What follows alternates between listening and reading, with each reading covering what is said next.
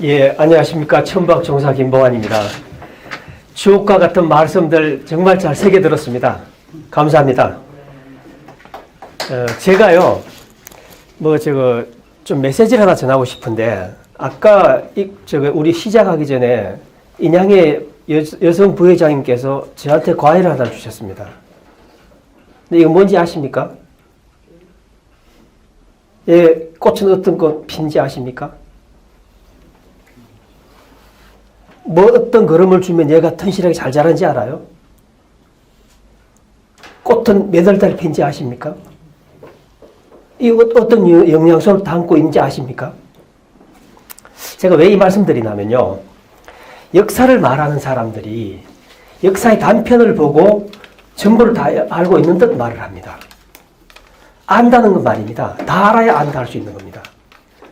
근데 정말 역사책 한 권 보고 그 책이 자기한테 어떤 느낌이 왔다 해서 그 전부 아는 것처럼 말씀들을 하시는데, 이 역사단체 관련된 사람들이 한결같이 상대를 인정 안 하는 이유가 다 그런 이유에서 그렇습니다. 그러니까 역사가 하나로 통일되려면 전부를 다 알고 말하는 사람들이 선생 대접을 받아야 돼요. 그런데 아까 말씀하셨던 역사는 말입니다. 우리가 단정지어 말할 수 있는 게, 제가 저번 시간에 시간은 존재치 않는 거라고 말씀드렸고 시간은 없는 겁니다. 그러니까 우리가 과거를 기억할 수 있는 방법은 오직 역사뿐이 없는 거예요. 근데 역사라는 것은 존재하지 않은 시간 위에서 기록한 겁니다.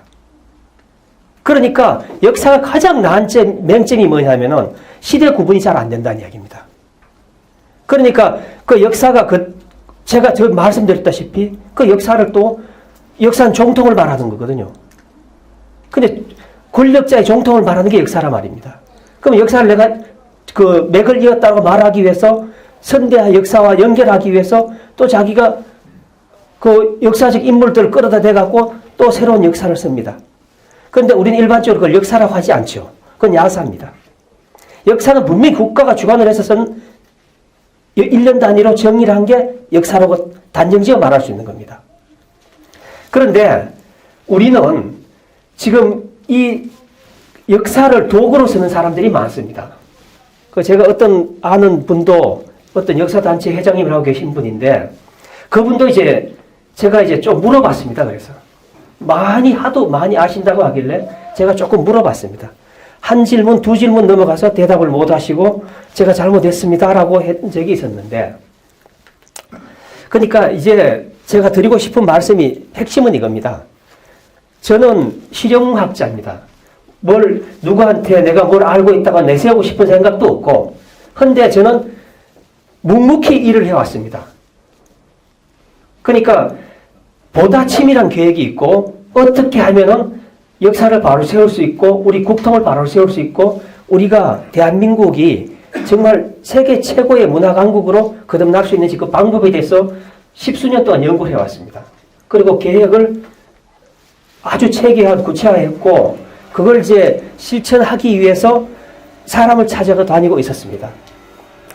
제가 학문은 늘 유익해야 학문이라고 전 주장해왔고, 그래서 굉장히 유익한 말씀을 한 말씀 드리겠습니다.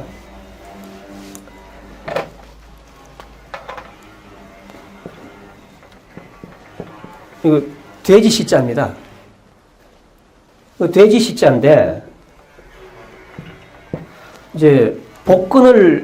로또 복권에 1등 당첨된 분들의 8, 9할은 다 이 돼지 꿈을 꿨다고 말씀을 하십니다. 그게 왜 그런가 하면은, 이 돼지 꿈을 꾸면 왜 그렇게 길몽인가라고 하면은, 이게 천재의 주역에 보면은 건태인지 송강강고단데 삼남 삼녀가 나오는데, 천재의 세 자녀들이 나오는데, 그 6자녀들이 나오는데, 그 3명의 아들이 이 돼지 시자로 표현이 된 겁니다. 그 다음에 이 글자 아시죠? 해치치자입니다. 해치치자인데 해태태자라고도 하고 해치치자라고도 합니다. 이것은 둘째 아들 이야기하는 거예요. 그리고 이거는 청재골, 그러니까 장남을 뜻하는 겁니다. 이분을 통해서 유교가 정립이 되었고, 이분을 통해서 불교가 정립이 되었고, 이분을 통해서 기독교가 정립되었습니다. 인류 3대 종교가 우리 대한민국 사람들에서 나온 겁니다. 근데 대한민국이 아니었죠. 그때 당시 세계가 통일됐었으니까, 문화로. 그래서 이 돼지 시자가 이 세 분을 합해 놓은 글자예요. 그래서 천재께서는 이분을, 이 세 아들을 돼지 했던 거예요. 그래서 돼지가 현몽하게 되면은 왜 길한지 아시죠? 이제 답이 딱 나온 거예요.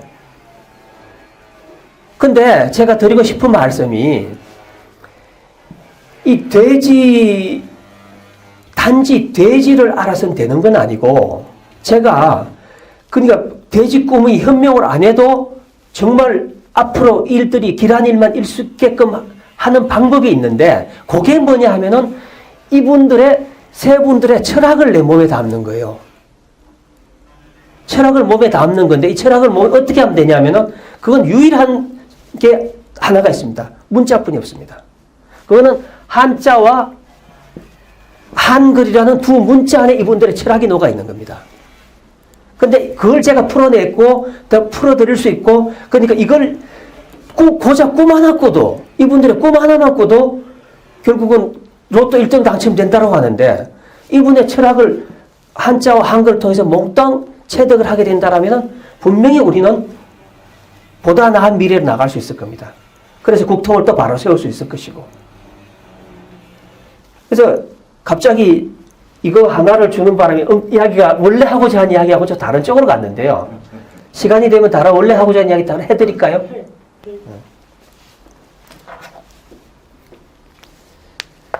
제가 역사를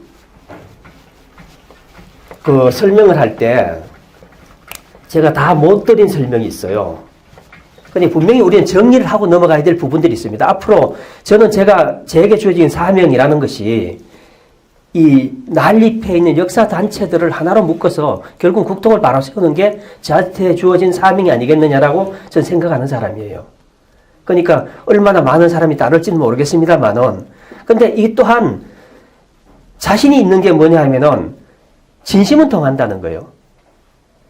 그러니까 중용에 이런 말이 나오죠. 대학에 나오는 말이죠. 성어중 형어회. 마음속으로 진심이면은 반드시 형상화된다라는 이야기예요. 그래서 그걸 믿는 바고, 그래서 역사에 대한 걸 우리끼리라도 뭔가가 이제 정리를 해야 된다는 게 왜 그러냐 하면은, 아까 부도지를 말씀을 하셨고, 또 환단고기를 말씀을 하셨고, 이렇게 했는데, 제가 공부한 역사는, 국가에서 주관하는 역사서를 갖고 다 공부를 했어요.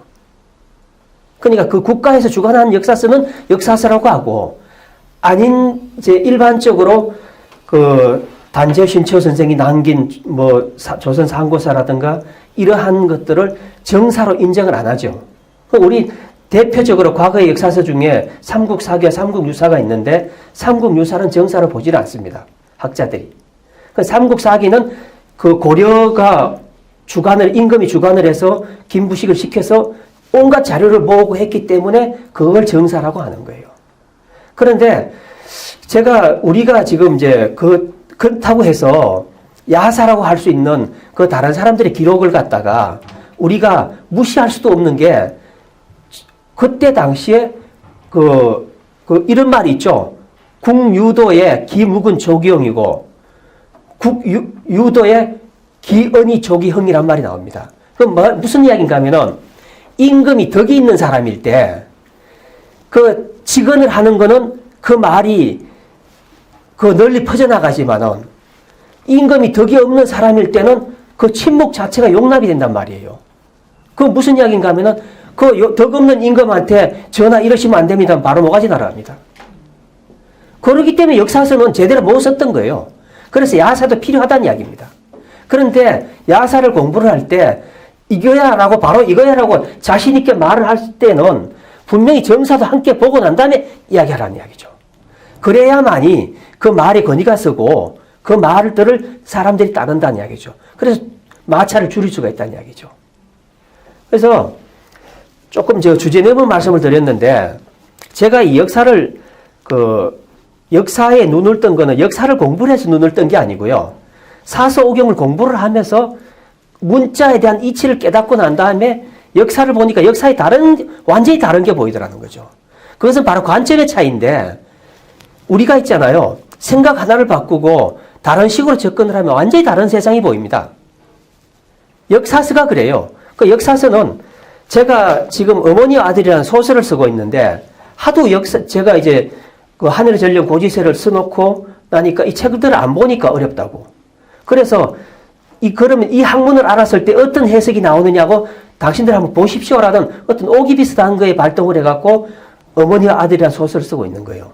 그 소설의 내용은 율곡과 신사임당, 그러니까 그 신사임당의 외할아버지인 이시온으로부터 신사임당이 가르침을 받는 과정, 그리고 신사임당이 다시 율곡을 가르치는 과정, 그 안에 비하인드 스토리인데, 보통 사람들은 왜 율곡이 구도장군곡을 했는지 온갖 지탄을 받아가면서, 왜 율곡이 그 화석적인 가면 율곡의 시 있죠? 임정추이만 하는 것이.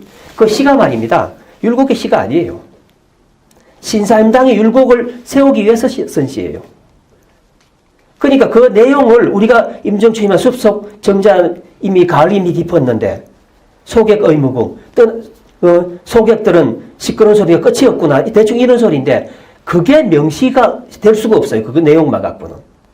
그걸 명시라고 하는 것은 그 시 안에 사상을 담았기 때문에 그래요.